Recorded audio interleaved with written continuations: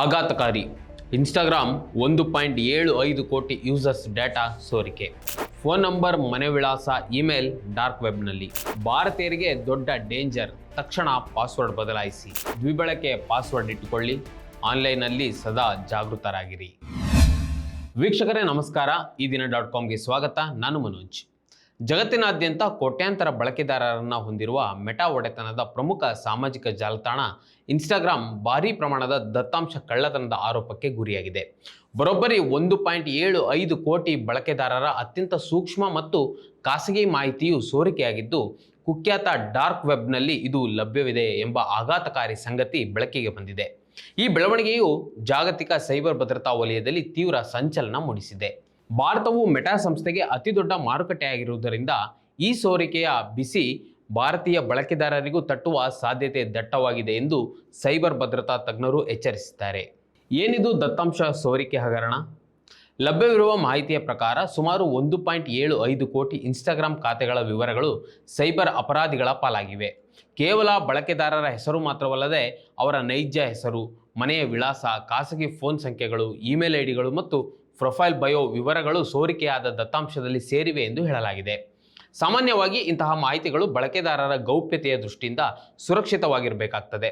ಆದರೆ ಇನ್ಸ್ಟಾಗ್ರಾಮ್ನ ಡೇಟಾಬೇಸ್ ಅಥವಾ API ವ್ಯವಸ್ಥೆಯ ಲೋಪದ ಲಾಭ ಪಡೆದಿರುವ ಹ್ಯಾಕರ್ಗಳು ಈ ಮಾಹಿತಿಯನ್ನು ಕದ್ದು ಅಂತರ್ಜಾಲದ ಕರಾಳ ಮುಖ ಎಂದೇ ಕರೆಯಲ್ಪಡುವ ಡಾರ್ಕ್ ವೆಬ್ನಲ್ಲಿ ಮಾರಾಟಕ್ಕೆ ಅಥವಾ ಹಂಚಿಕೆಗೆ ಇಟ್ಟಿರುವ ಶಂಕೆ ವ್ಯಕ್ತವಾಗಿದೆ. ಭಾರತದ ಮೇಲೆ ಏನು ಪರಿಣಾಮ?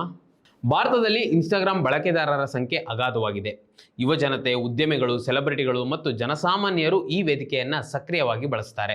ಸೋರಿಕೆಯಾಗಿರುವ 1.75 ಕೋಟಿ ಖಾತೆಗಳಲ್ಲಿ ಭಾರತೀಯರ ಪಾಲು ದೊಡ್ಡ ಮಟ್ಟದಲ್ಲಿರುವ ಸಾಧ್ಯತೆಯನ್ನು ಅಲ್ಲಗಳೆಯುವಂತಿಲ್ಲ.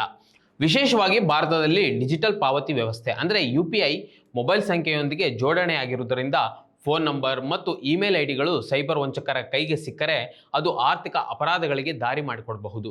ಭಾರತೀಯ ಬಳಕೆದಾರರ ಖಾಸಗಿ ಮಾಹಿತಿ ಬಹಿರಂಗವಾಗಿರುವುದು ಗಂಭೀರ ವಿಷಯ. ಇದು ಕೇವಲ ಪ್ರೈವಸಿ ಹಕ್ಕಿನ ಉಲ್ಲಂಘನೆಯಲ್ಲ, ಬದಲಾಗಿ ನಾಗರಿಕರ ಸುರಕ್ಷತೆಯ ಪ್ರಶ್ನೆಯಾಗಿದೆ ಎಂದು ಸೈಬರ್ ಕಾನೂನು ತಜ್ಞರು ಅಭಿಪ್ರಾಯಪಟ್ಟಿದ್ದಾರೆ. ಸೈಬರ್ ಪಾತಕಿಗಳ ಕೈವಾಡದ ಶಂಕೆ. ಈ ಕೃತ್ಯದ ಹಿಂದೆ ಸಂಘಟಿತ ಸೈಬರ್ ಅಪರಾಧಿಗಳ ಕೈವಾಡವಿರುವ ಶಂಕೆ ವ್ಯಕ್ತವಾಗಿದೆ. ಡಾರ್ಕ್ ವೆಬ್ನಲ್ಲಿ ಇಂತಹ ಡಾಟಾಬೇಸ್ಗಳಿಗೆ ಭಾರೀ ಬೇಡಿಕೆ ಇದೆ.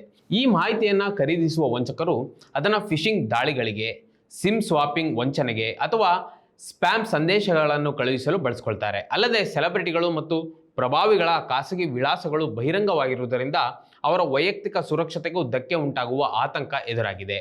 ತಜ್ಞರ ಎಚ್ಚರಿಕೆ ಮತ್ತು ಸಲಹೆಗಳು. ಈ ಆಘಾತಕಾರಿ ವರದಿಯ ಹಿನ್ನೆಲೆಯಲ್ಲಿ ಬಳಕೆದಾರರು ತಕ್ಷಣವೇ ಎಚ್ಚೆತ್ತುಕೊಳ್ಳುವಂತೆ ತಜ್ಞರು ಸಲಹೆ ನೀಡಿದ್ದಾರೆ. ಪಾಸ್ವರ್ಡ್ ಬದಲಾವಣೆ. ತಕ್ಷಣವೇ ತಮ್ಮ ಇನ್ಸ್ಟಾಗ್ರಾಮ್ ಮತ್ತು ಅದಕ್ಕೆ ಲಿಂಕ್ ಆಗಿರುವ ಇಮೇಲ್ ಖಾತೆಗಳ ಪಾಸ್ವರ್ಡ್ ಬದಲಾಯಿಸುವುದು ಒಳಿತು. ದ್ವಿಹಂತದ ಪರಿಶೀಲನೆ. ಕೇವಲ SMS ಆಧಾರಿತವಲ್ಲದೆ ಅಥೆಂಟಿಕೇಟರ್ ಆ್ಯಪ್ಗಳ ಮೂಲಕ 2 ಫ್ಯಾಕ್ಟರ್ ಅಥೆಂಟಿಕೇಷನ್ ಅನ್ನು ಸಕ್ರಿಯಗೊಳಿಸಬೇಕು. ಅನುಮಾನಾಸ್ಪದ ಕರೆ ಅಥವಾ ಲಿಂಕ್. ಅಪರಿಚಿತ ಸಂಖ್ಯೆಗಳಿಂದ ಬರುವ ಕರೆಗಳು ಅಥವಾ ಇಮೇಲ್ ಮೂಲಕ ಬರುವ ಅನುಮಾನಾಸ್ಪದ ಲಿಂಕ್ಗಳನ್ನು ಕ್ಲಿಕ್ ಮಾಡಬಾರದು. ಮೆಟಾ ಪ್ರತಿಕ್ರಿಯೆ ನಿರೀಕ್ಷಿತ. ಈ ದತ್ತಾಂಶದ ಸೋರಿಕೆಯ ಕುರಿತು ಮೆಟಾ ಸಂಸ್ಥೆಯು ಇನ್ನೂ ಅಧಿಕೃತವಾಗಿ ಪ್ರತಿಕ್ರಿಯೆ ನೀಡಬೇಕಿದೆ. ಈ ಹಿಂದೆ ಫೇಸ್ಬುಕ್ ಡಾಟಾ ಲೀಕ್ ಪ್ರಕರಣದಲ್ಲೂ ಸಂಸ್ಥೆ ತೀವ್ರ ಟೀಕೆಗೆ ಗುರಿಯಾಗಿತ್ತು. ಇದೀಗ ಇನ್ಸ್ಟಾಗ್ರಾಮ್ ಸರದಿ. ಬಳಕೆದಾರರ ದತ್ತಾಂಶ ಸುರಕ್ಷತೆಯನ್ನು ಕಾಪಾಡುವಲ್ಲಿ ಸಾಮಾಜಿಕ ಜಾಲತಾಣ ದೈತ್ಯ ಸಂಸ್ಥೆಗಳು ಎಷ್ಟರ ಮಟ್ಟಿಗೆ ವಿಫಲವಾಗುತ್ತಿವೆ ಎಂಬುದಕ್ಕೆ ಈ ಘಟನೆ ಒಂದು ತಾಜಾ ಉದಾಹರಣೆಯಾಗಿದೆ. ಮುಂದಿನ ದಿನಗಳಲ್ಲಿ ಮೆಟಾ ಯಾವ ರೀತಿಯ ತಾಂತ್ರಿಕ ಕ್ರಮಗಳನ್ನು ಕೈಗೊಳ್ಳಲಿದೆ ಮತ್ತು ಈ ಸೋರಿಕೆಯನ್ನು ಹೇಗೆ ತಡೆಗಟ್ಟಲಿದೆ ಎಂಬುದನ್ನು ಕಾದು ನೋಡಬೇಕಿದೆ. ಡಿಜಿಟಲ್ ಯುಗದಲ್ಲಿ ಮಾಹಿತಿಯೇ ಸಂಪತ್ತು ಎನ್ನಲಾಗುತ್ತಿರುವ ಈ ಹೊತ್ತಿನಲ್ಲಿ ಅದೇ ಮಾಹಿತಿ ಕಳ್ಳರ ಪಾಲಾಗುತ್ತಿರುವುದು ಸಾಮಾನ್ಯ ಬಳಕೆದಾರರಲ್ಲಿ ತೀವ್ರ ಆತಂಕ ಸೃಷ್ಟಿಸಿದೆ.